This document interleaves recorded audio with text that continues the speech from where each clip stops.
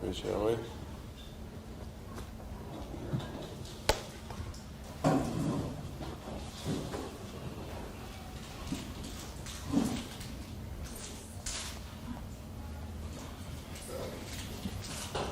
All right, Shabbat Shalom. Praise Yahweh. Got it everybody's way. Oh, hallelujah. Okay, we are in Torah portion, Parasha EKEV.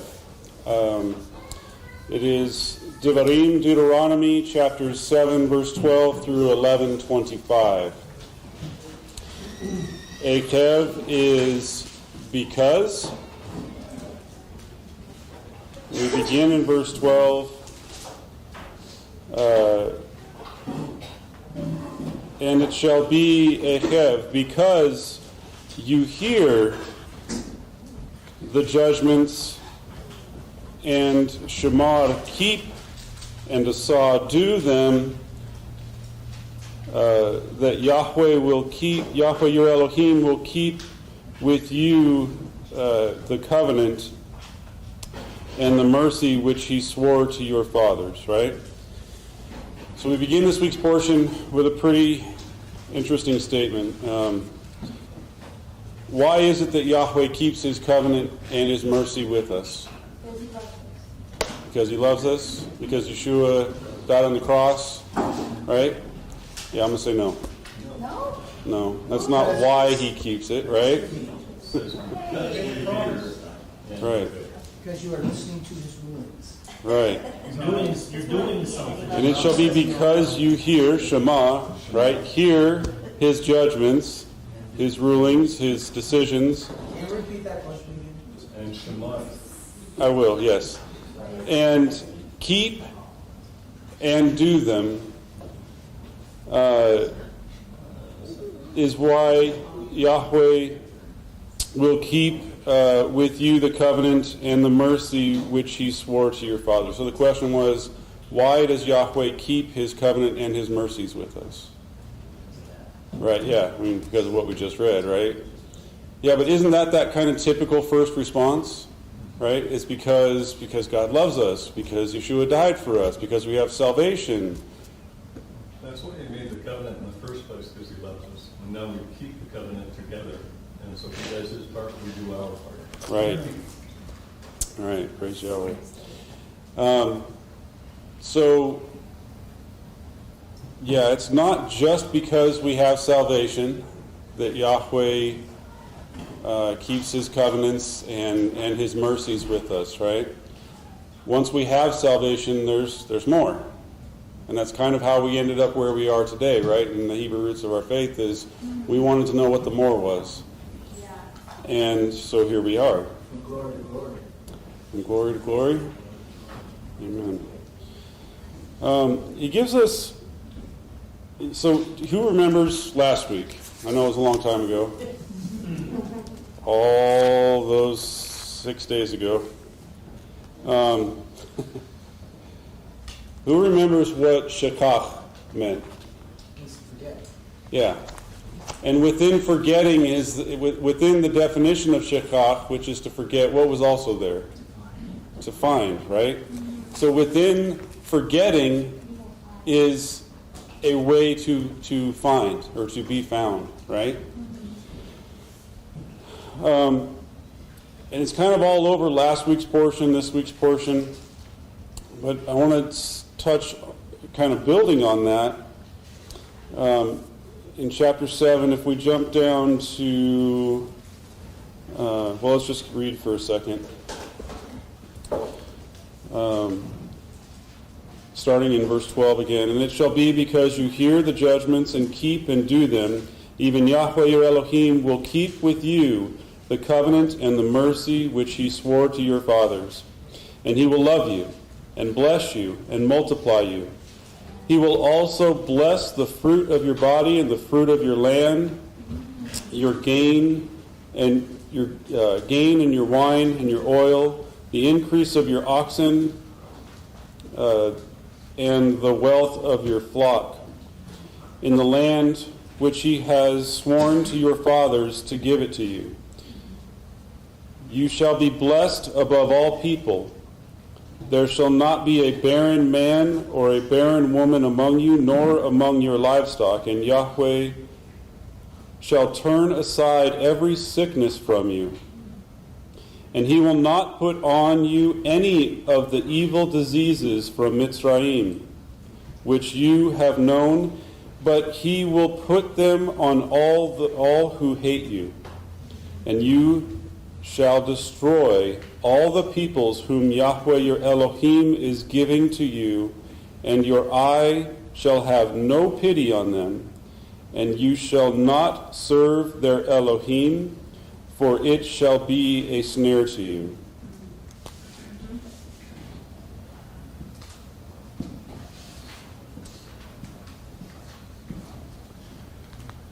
Okay.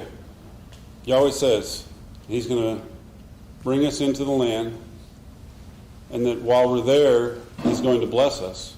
We're going to multiply. We're going to be fruitful. That the land is going to be fruitful. Our bodies are going to be fruitful. The things that we put our hands to are going to succeed, right? And then he gives us a warning.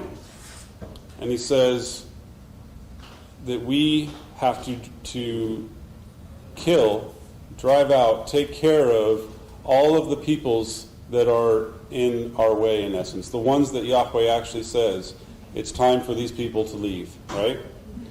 There were plenty of people along the journey who Yahweh said, don't mess with them. I have a covenant with them. Leave them be. But now we're getting to the place where Yahweh says, okay, it's time.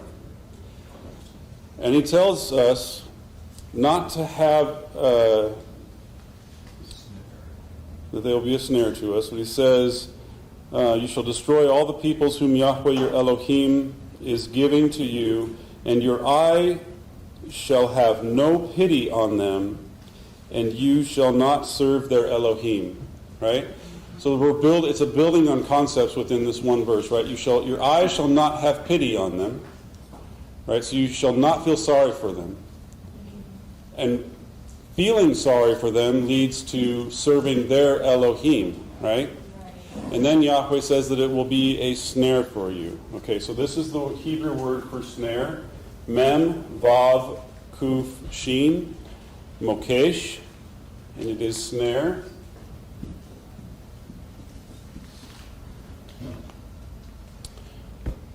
Mokesh comes from the Kuf and the Shin, right? So we have the Kuf, which is the horizon, and the Shin, the Kuf is a gathering of light, or the horizon. The Shin is the two front teeth, right? It's that sharp pressing concept.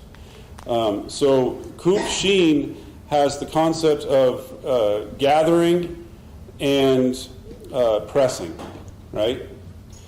And so you think about it, it's the concept of when you gather the stalks in from the field, and you harvest your field, and you gather them together and you bind them together, and they're pressed together. That's what this word has the context of, right? To gather together and press and hold things together. Also, it has the context of that stubble that is left behind in the field. So after you mow, if you have a really nice lawn, this might not apply to you, but after you mow your yard, if you've got some weeds and some stubble out there, those hard little stems that are left, right?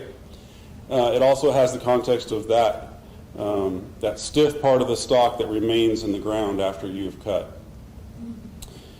Okay, so that's Kuf Shin, right?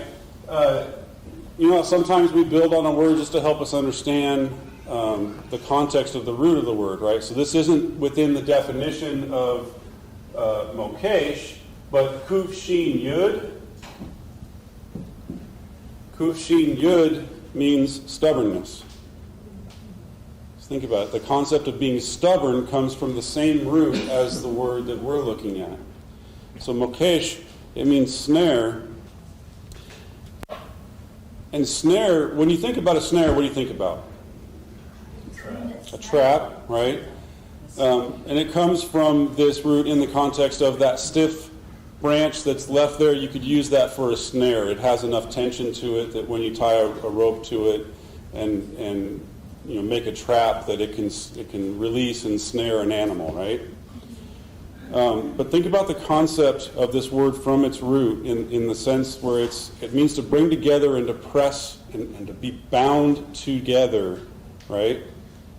So what is it that a snare does? We think about a snare, right? And you think about an animal nowadays. An animal gets snared around its leg. It freaks out. It whips around in circles. It tries to chew its own leg off, whatever the case, right? Yahweh tells us not to eat animals that have been snared.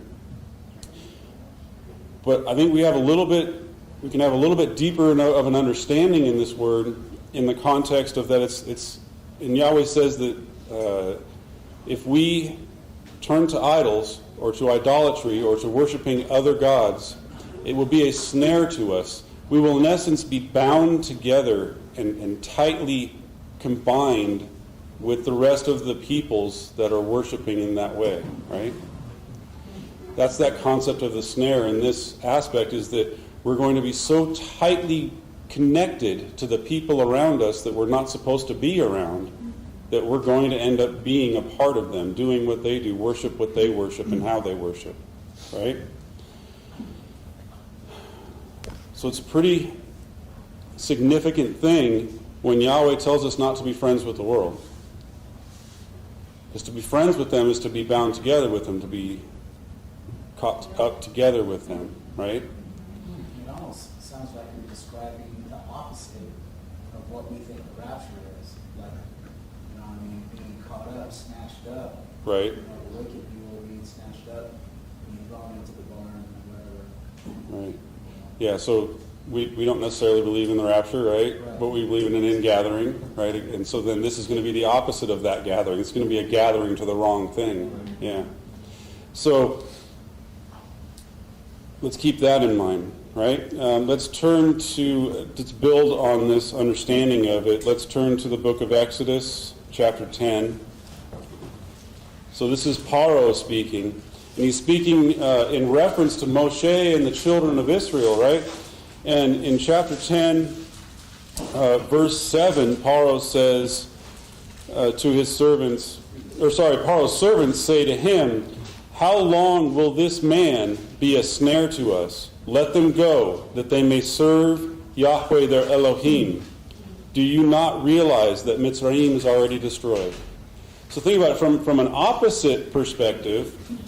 The people of Mitzrayim realize that Moshe and the children of Israel and Yahweh are a snare to them, right?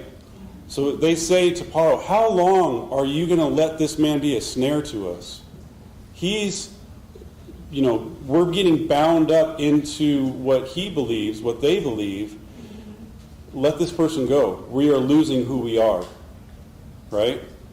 Okay, so turn that around to get it from our perspective. Should we not have that same mentality when we find ourselves getting bound up with the world? How long are we going to let the world be a snare to us? How long are we going to start losing ourselves before we realize we need to start letting some things go? Right? Turn to Psalm 119. We're going to read the whole thing. I know. Okay, fine, we won't. Psalm 119, for the sake of time, let's just jump down to verse 110.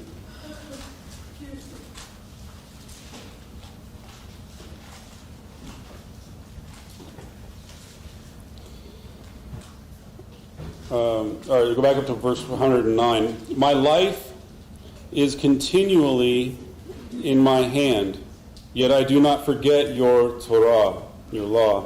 The wicked have laid a snare for me, yet I have not gone astray from your precepts. I have inherited your testimonies forever, for they are the joy of my heart." Okay, so what keeps us from falling into the snare that our enemies have laid for us, that the world has out there for us? Right. So he specifically says, "The wicked have laid a snare for me, yet I have not gone astray from your precepts." So following Yahweh's precepts, following his Torah, will keep us from the snares of the world. Leaving his precepts we find ourselves being bound up together and ensnared with the world, right? Okay, Proverbs chapter 12.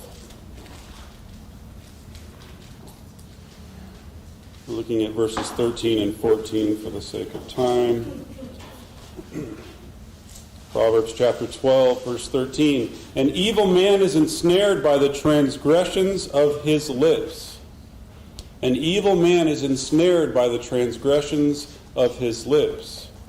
But the righteous will escape from trouble.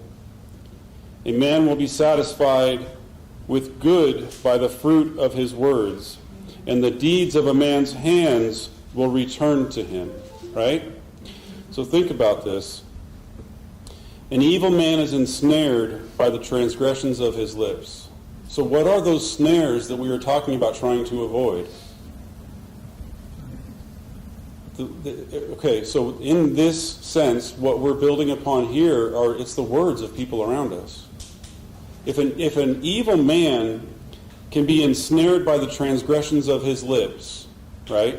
And those snares out there that we're trying to avoid, Yahweh is telling us that if we stay on his path, we will avoid those snares. And they are the result of the transgressions of the lips of an evil person. Right? When we come into the presence of an evil person, their words become snares. Their words become that which we can get wrapped up into. Think about it. You go and you hang out with someone who you really probably shouldn't ought to be hanging around with them, right? And they're talking in ways that you're not really comfortable with. They're saying things you're not really comfortable with. And so what happens? The longer that you stay in the presence of that person, you listen to that conversation, you start to become bound a little bit tighter together with that person, with that mentality, with that behavior. And even if you still recognize that it's wrong, you become stuck to it. Because now that person knows that it's okay to talk to you that way whenever you're in their presence. But what happens if you follow Yahweh's precepts and as soon as you hear someone communicating with you in a way that you don't feel comfortable with, and you say, you know what, yeah, okay, I'm good, and you turn around.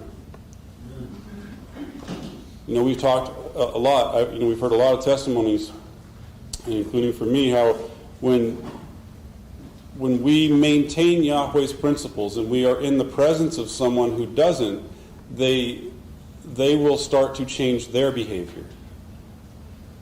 But if we allow ourselves to become conformed to their behavior, there's no effect on them. There's an effect on us. So if you're around someone and my guys, like every time they cuss, they're like, oh, sorry. You can be who you are. But it's good to have that kind of an influence on the people around us, right? Okay, so carrying on, let's go. Proverbs 18:7 says basically the same thing. So let's turn to Proverbs, not Psalms. Proverbs 22. Let's go to verse 24.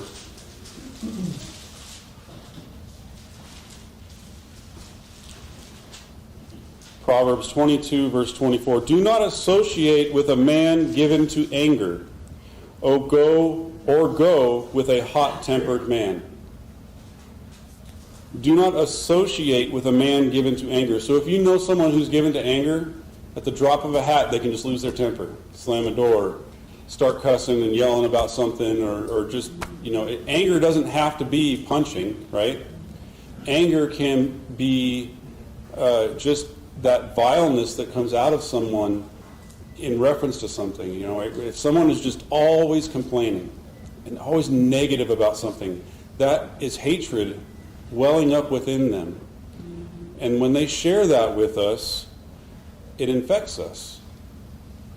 And so Yahweh says, do not associate with a man given to anger, or go with a hot-tempered man, or you will learn his ways and find a snare for yourself. Do not be among those who give pledges, among those who become guarantors for debt.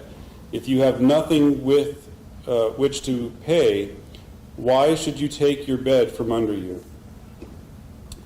Okay, so Yahweh's saying, look, basically, don't hang out with people who buy a bunch of stuff with credit cards. Right? Like, don't buy what you can't afford. Don't hang out with people who encourage you to go into debt, to sell yourself into a place where the bed you own isn't even yours. Don't put yourself in that position. Don't hang out with people who encourage you to put yourself in that position. Don't try to keep up with the Joneses, right? Just walk straight. Proverbs 29, verses 25 and 6. Proverbs 29:25. The fear of man brings a snare, but he who trusts in Yahweh will be exalted. The fear of man brings a snare. So if you're afraid of the people around you, that becomes a snare to you, right? What does it mean to fear people around you? Worry about what they think. Care about what they think about you. Be afraid to offend them, to insult them. You have a fear for that person. Don't worry about what other people are going to think or how they're going to feel. If it means you deviating from Yahweh's precepts and Yahweh's principles. We can't worry about what the world thinks about us. We definitely need to be concerned about our brothers and sisters and their feelings, their emotions, their thoughts, right? We need to have good, healthy boundaries. But no, we don't need to observe other people's boundaries that are a part of the world who don't follow Yahweh's precepts, right? The fear of man brings a snare, but he who trusts in Yahweh will be exalted. Many seek the ruler's favor, but justice for man comes from Yahweh. An unjust man is abominable to the righteous, and he who is upright in the way is abominable to the wicked. Right? The two can't combine. Righteousness and unrighteousness don't mix. Each one detests the other. So the more we detest unrighteousness, the more righteous we become. All right, 1 Timothy chapter 3.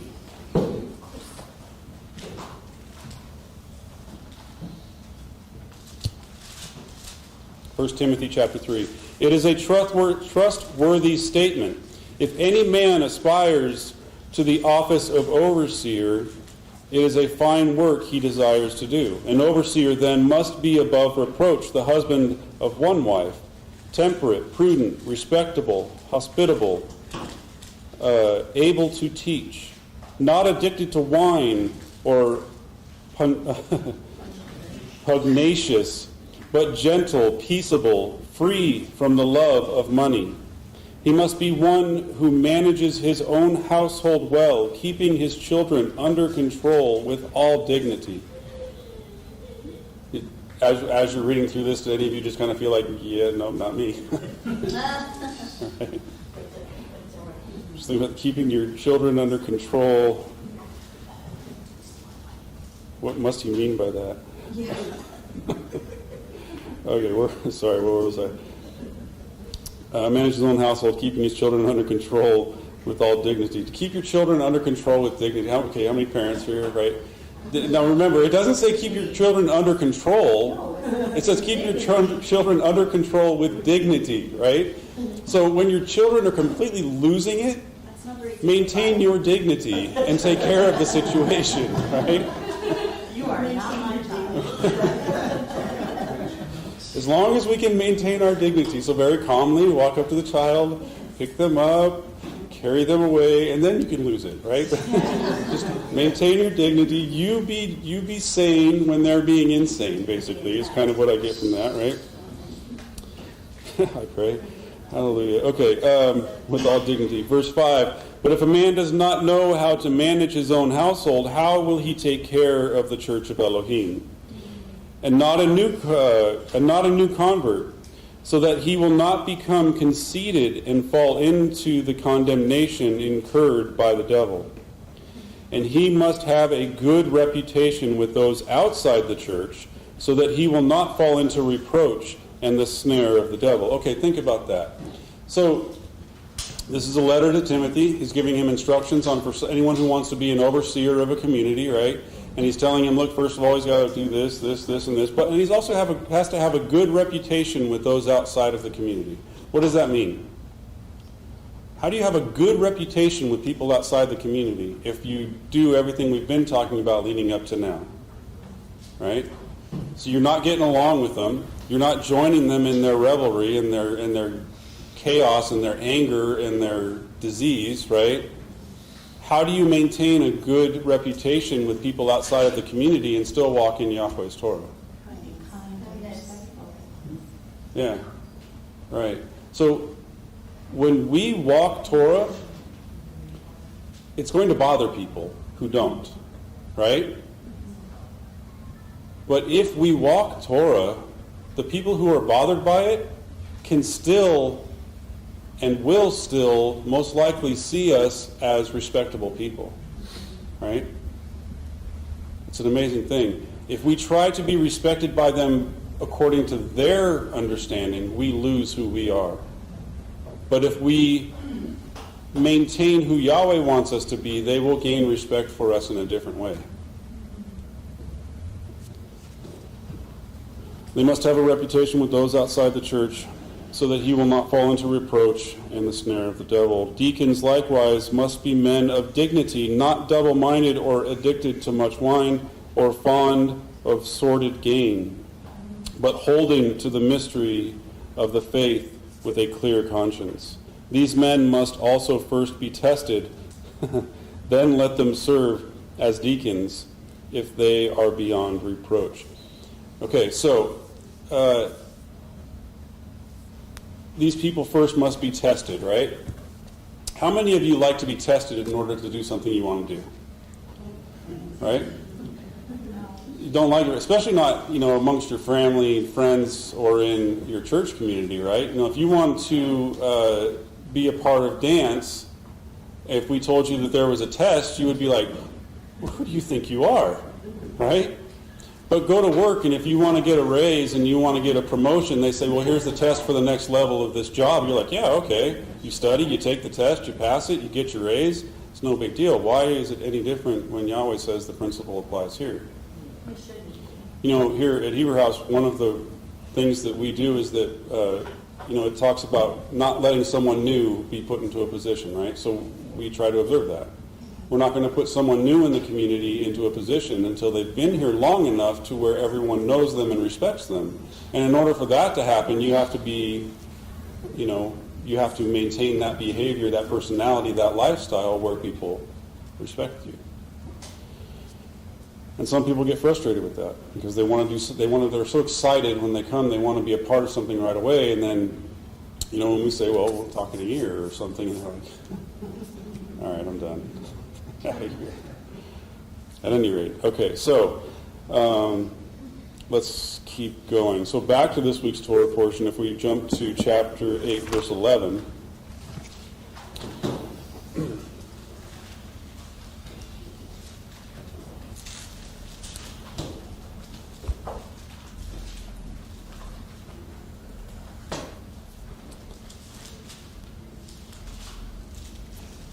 Devarim, chapter 8, verse 11.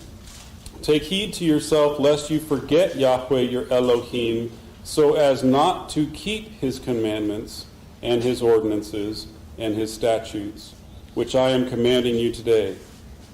That when you have eaten and are satisfied and have built good homes and have lived in them, and when your herds and your flocks multiply, and your silver and your gold have multiplied, and all that you have is multiplied, then it rises up in your heart, and you forget Yahweh your Elohim,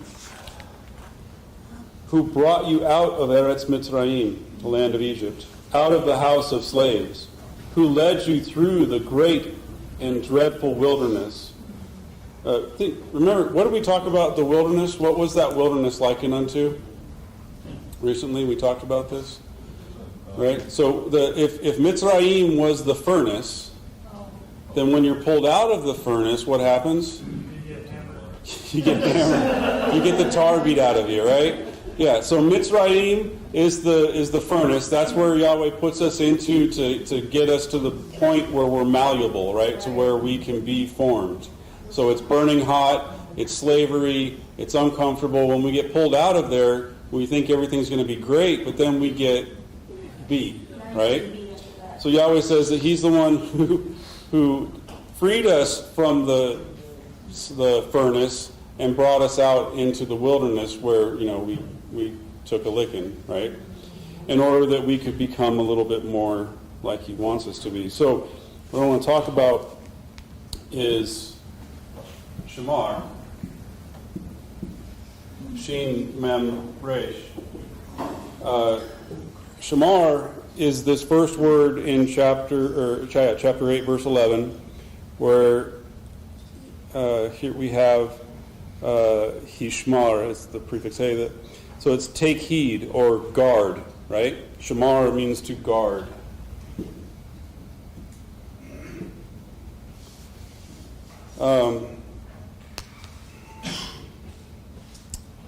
What is it that Yahweh wants us to guard? Our hearts. Our hearts, okay. His commandments. His commandment. Well, in that context here, it's guard the keeping. Guard, another definition for guard is to keep, Yep. right?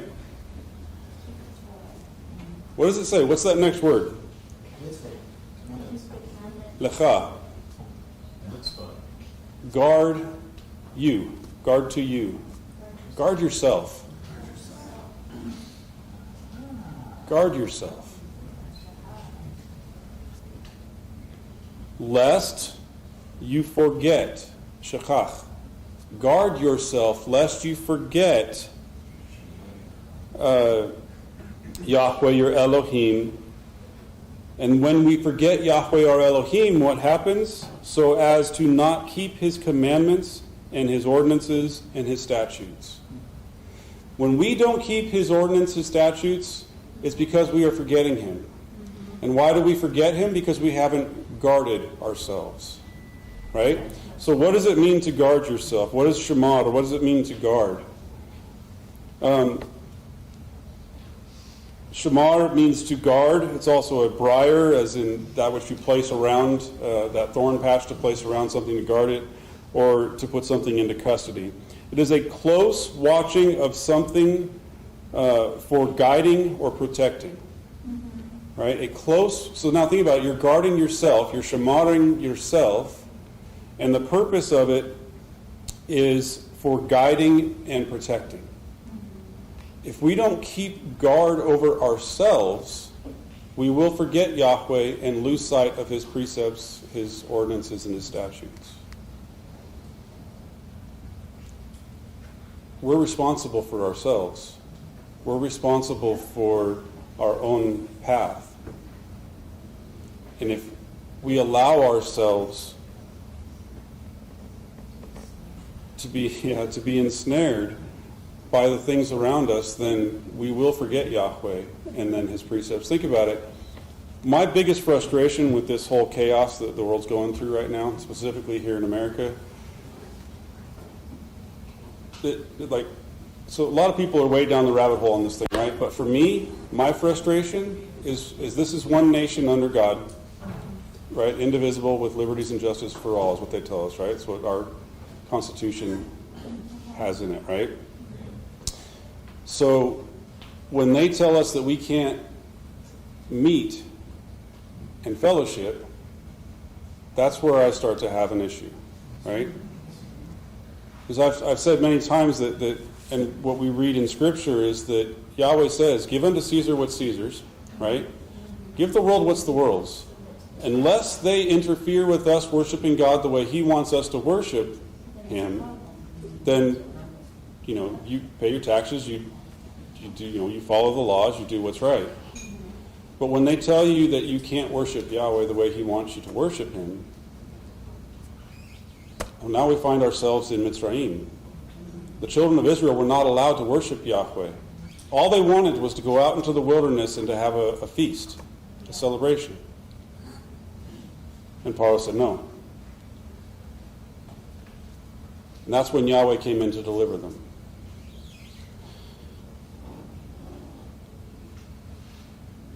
The reason why I'm bringing this up is because if we just simply allow ourselves, think about all of the people who are a part of communities and churches, even Christianity, whatever, throughout America, and now they are being removed from their ability to be connected to their church family, right? How many of those people were just barely hanging on by a thread? It was going to church every Sunday that was really kind of keeping them on the right track, or observing Shabbat, with their communities, wherever they're at. And all of a sudden now you've broken away that community, that ability to congregate and fellowship. And it's for an extended period of time. Now, even as people are able to start coming back, how many people do you think are going to choose church over going to a party or going shopping or going somewhere else, right? Now, once you've been accustomed to not being a part of fellowship, how easy is it to just stay there? You've then fallen into a snare so much easier because you've been broken free from fellowship. And that's why it was so hard for me. I'm sure it was for everyone, but to not meet for that little bit of time that we did, it was weird. It wasn't right. It's very hard to guard yourself when you're by yourself. It's very hard to guard yourself when you're by yourself. We've all heard that thing, right? Well, I'm not my brother's keeper, right? Somebody asked you or somebody, oh, no, I'm not my brother's keeper. Well, who said that? Who said, am I my brother's keeper? Cain. The one who killed his brother. When Yahweh came and said, where's Havel? Am I my brother's keeper? I don't know where he is. We are our brother's keepers. It's when we fellowship, when we congregate, when we come together as a body of believers that it is easier to stay on this path. Can you be a believer all by yourself? Sure. But no, it's not easy. Leviticus 3:23 are required by Torah together. Yeah. Suggestion. Exactly. Right. Okay. Jeez. All right. Let's just skip to Philippians chapter 4.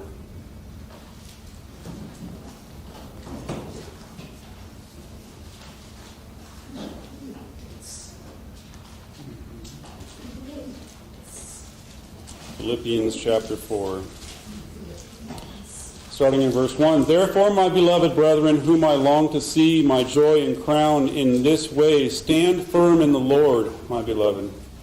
I urge Yodia and I urge Synthesh to live in harmony in the Lord. Indeed, true companion, I ask you also to help these women who have shared my struggle in the cause of the gospel, together with Clement also and the rest of my fellow workers whose names are in the book of life. Rejoice in Yahweh always. Again I say, rejoice. And that's where the song comes from. Let your gentle spirit be known to all men. Yahweh is near. Let your gentle spirit be known to all men. Yahweh is near. So we've also come to a place in our faith in Christianity in the world where we've been taught that turning the other cheek means to let people, in essence, abuse you, diminish you, take you away from your faith, right? And then that's not at all what it means, though. Let your gentle spirit be known to all men. So you can have a gentle spirit, and it can be known to all men, but that doesn't mean that all men are going to know that they can manipulate you and get you to do whatever you want.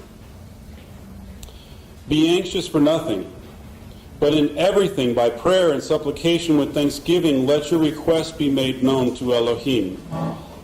And the peace, the shalom of Elohim, which surpasses all comprehension, will guard your hearts and your minds in Mashiach Yeshua. What is going to cause the shalom of Elohim to guard our hearts and our minds? Prayer and supplication with thanks. Yeah, I mean, we just read it, right? Right. So, do you not want your hearts and your minds guarded by the Spirit of God? Do you not want Him to guard you the way that we are supposed to be guarding His precepts? In prayer and petition, through prayer and supplication with thanksgiving, let your request be made known to Elohim. How often do we pray? How often do we turn things over to prayer? I'm sure people who pray, relentlessly would say they don't pray enough. And I'm sure people who pray once a day would say they don't pray enough.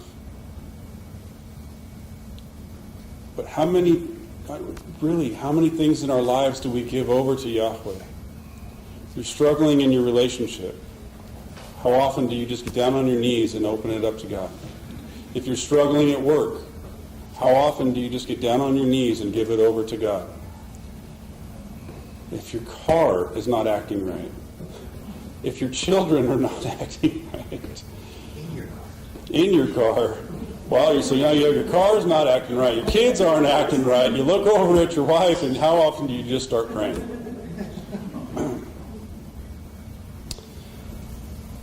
Finally, brethren, whatever is true, whatever is honorable, whatever is right, whatever is pure, whatever is lovely, whatever is of good repute, if there is an excellence, and if anything worthy of praise, dwell on these things. Think about that. If everything's going wrong, find something that's going right, focus on that. If everything's going wrong, maybe it's because your attention is in the wrong place.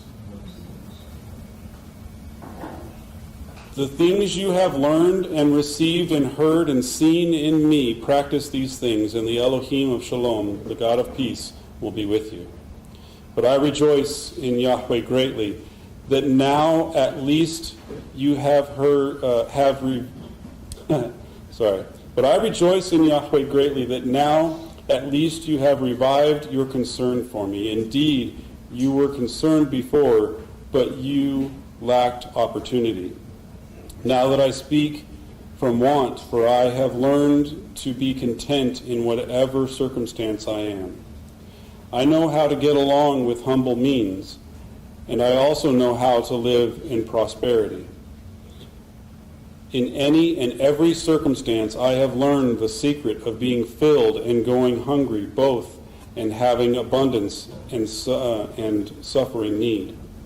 I can do all things through Him who strengthens me. Nevertheless, you have done well to share with me in my affliction. You yourselves also know, Philippians, that at the first preaching of the gospel after I left Macedonia, no church shared with me in the matter of giving and receiving, but you alone. For even in Thessalonica you sent a gift more than once for my needs. Not that I seek the gifts itself, but I seek for the profit which increases to your account. But I have received everything in full and have an abundance. I am amply supplied, having received from Epaphroditus. What is it? Yeah. It's not Hebrew. I don't understand it. What you have sent, and fragrant aroma, an acceptable sacrifice, well-pleasing to Elohim. Epaphroditus. Okay. Pleasing to Elohim. Thank you. And my Elohim will supply all your needs according to His riches and glory in Mashiach Yeshua. Now to our Elohim and Abba, Father, be the glory forever and ever. Amen. Greet every saint in Yeshua HaMashiach. The brethren who are with me greet you. All the saints greet you, especially those of Caesar's household. The grace of the Lord Yeshua HaMashiach be with you in spirit. Shaul is writing to them, and he's talking to them about the fact that he's been through it all, right? He's been poor, he's been rich, and he's learned how to praise Yahweh in all of it. And we've talked a lot about how sometimes it is hardest for us to praise Yahweh when we have abundance, when everything's going well, right? The problem with that is that if we forget Yahweh when everything's going well, what tends to happen? We find ourselves in a place where we're back on our knees praying to God to help us.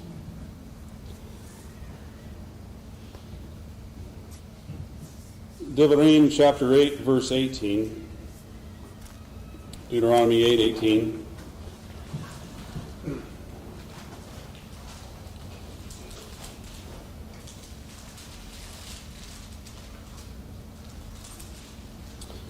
Actually, let's back up just a little.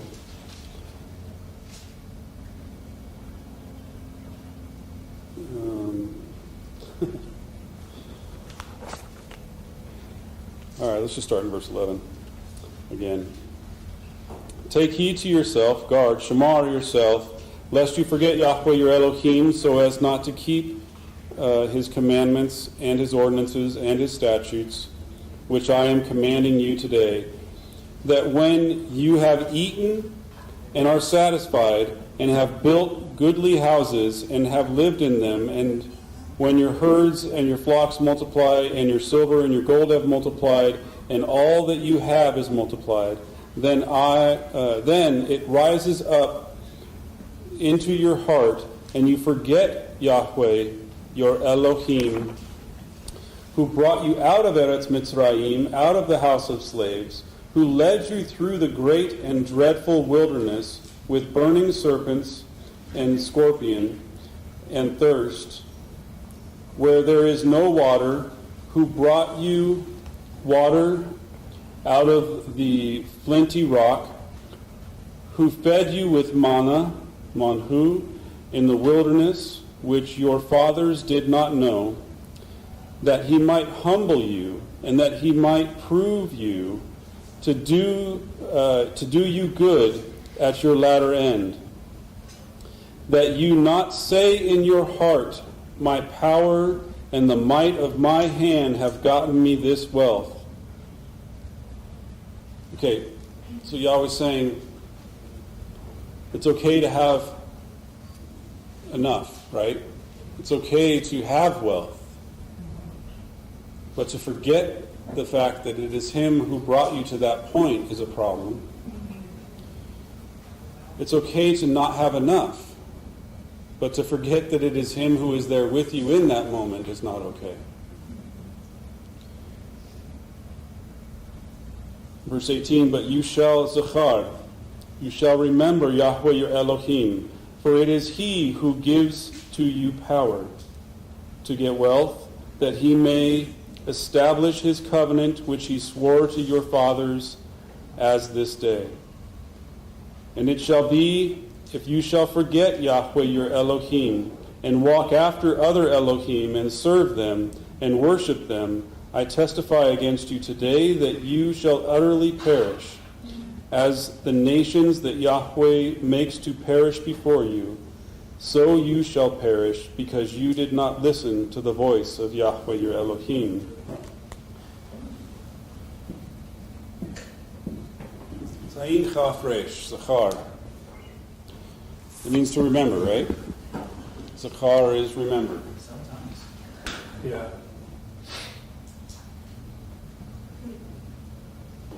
Something like that, right? It is correct. Amen. Zachar is to remember in thought as a memorial or mention through speech. In thought through memorial or to mention in speech, right? So it's thought, to remember in thought,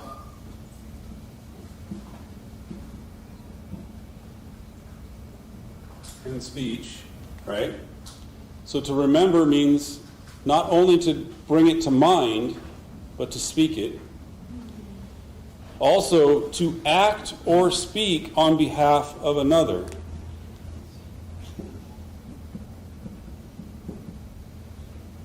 So to remember, to zachar, is not only to bring something to mind, but to speak about it and to act upon it, in definition. To remember something according to the Hebrew is to bring it to mind, to speak about it, and to act upon it. A memorial is a remembering or action based on a past event. And zachar can also be the male, and it is in the sense of it is the one of the family that remembers and passes down the family history, story, or name. Right? Zachar, Yahweh.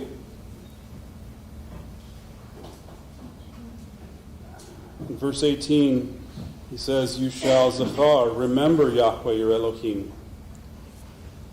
Remember Yahweh. Guard yourself and remember Yahweh. How can we forget him? Does that even seem possible? It seems impossible until it happens. It seems impossible until it happens, and then we find ourselves in a place where we have completely forgotten our God, and we have to work our way back, right? And praise Yahweh that within the definition of forget is finding, right? So there's a way. Unfortunately, you've got to take that path, right? So to remember Yahweh, think about what the children of Israel are going through. What are they remembering? He's talking to these people here, right here in this portion, because they were the ones who literally came out of Mitzrayim and were freed from slavery and went up to Mount Sinai, received the Ten Commandments. No? Well, why does he speak to them as if they were? Because they're remembering through their parents' Right. experience. Okay, so if they're remembering through their parents, remember, what is the definition of remember? Right. So when we remind our children of something, what are we supposed to do? Not just tell them, but perform some kind of an action in order that it is implanted within their minds as if they were actually there, because that's what Moshe says. You were there. Well, no, they weren't. Well, yes, they were, because they remember. Go ahead. That's why it's so hard for us when we started walking in this to forget about Christmas, Easter, and all that, because it was planted in us as kids. Right. Little bitty, that's, and then to reverse that and try something different is hard. Yeah. And he says in this week's portion that you are to completely destroy everything that was there. Don't become entangled by the gold and the silver, anything, you can't melt down an idol and reuse that gold. Can't keep a little Christmas tree.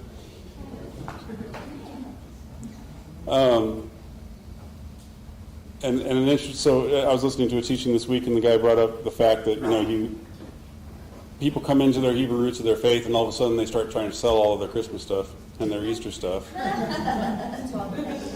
And they come up with that concept of, I can find a dead animal on the road. I can't eat it because I'm a believer, but I can give it to the goyim, right? So why can't I sell my Christmas stuff and my Easter stuff? And because in this week's Torah portion, Yahweh says, burn it. Burn it. Okay, so Zechariah, really quickly, doors are open, so I'm going to raise through this. Zechariah chapter 10 and verse 9. We'll just go straight to the verses. When I scatter them among the peoples, they will remember me in far countries, and they with their children will live and come back. I will bring them back from the land of Mitzrayim and gather them from Assyria, and I will bring them into the land of Gilead and Lebanon. Right, so we're skipping just to this one verse, which I'm sorry, but for the sake of time, Yahweh's saying that, look, the children of Israel have already entered into the promised land, right? I mean, this is the book of Zechariah. They've already been there, and been scattered, right? So what happens when we receive something from Yahweh and neglect to remember him in it? We're going to be scattered. The children of Israel were told to go in and drive out the people. Yahweh didn't drive out the people for them for a reason. He wanted them to remember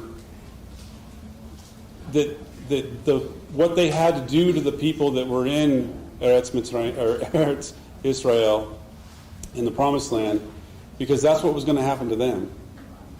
If we don't drive out those unclean things from in front of us, we don't physically take that action, we're not going to have in mind that that's what's going to happen to us if we fall into it. If everything is just done for us, it's not going to be like, so you have a kid who everything is done for them, right? And they grow up spoiled, that kind of a concept. Okay. So class, can't read the whole chapter, obviously, but we're going to turn to the book of Hebrews real quick.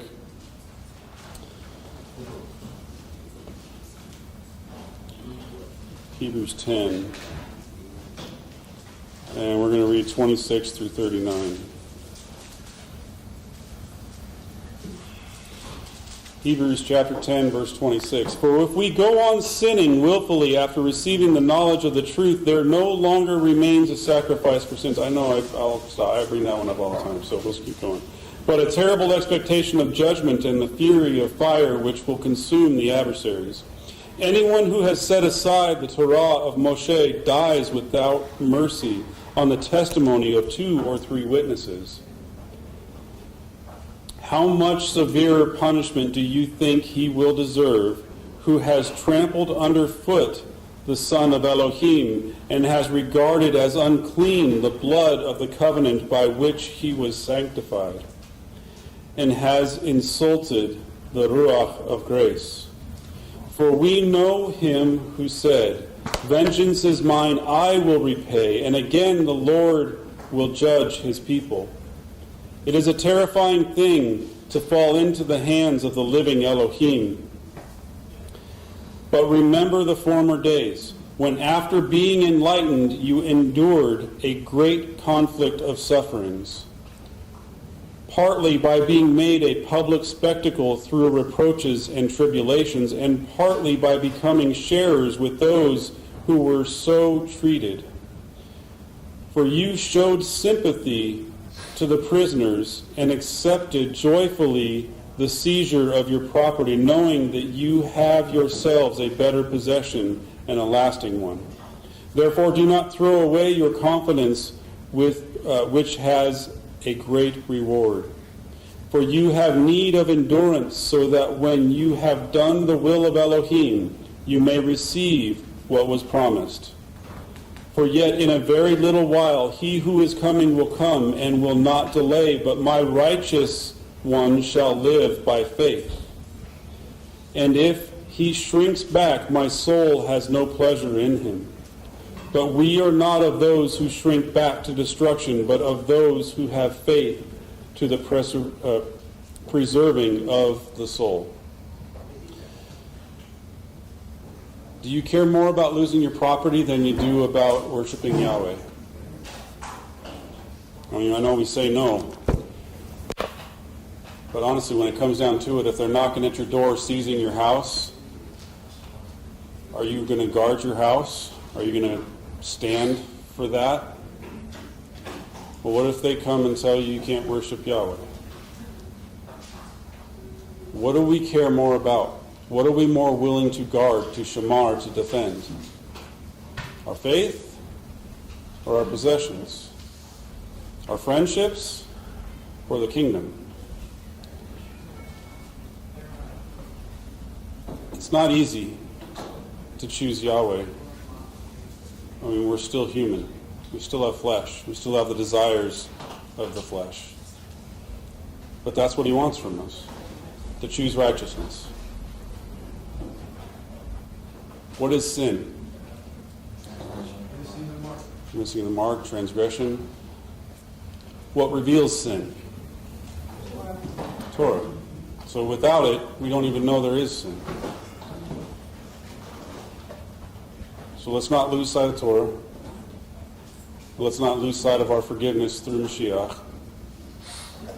Let's not lose sight, no matter what, let's not lose sight or lose the practice of fellowshipping together, of in whatever way we can. While we were separate, we Zoomed and we maintained some kind of fellowship. But in our own lives, watch your fellowships.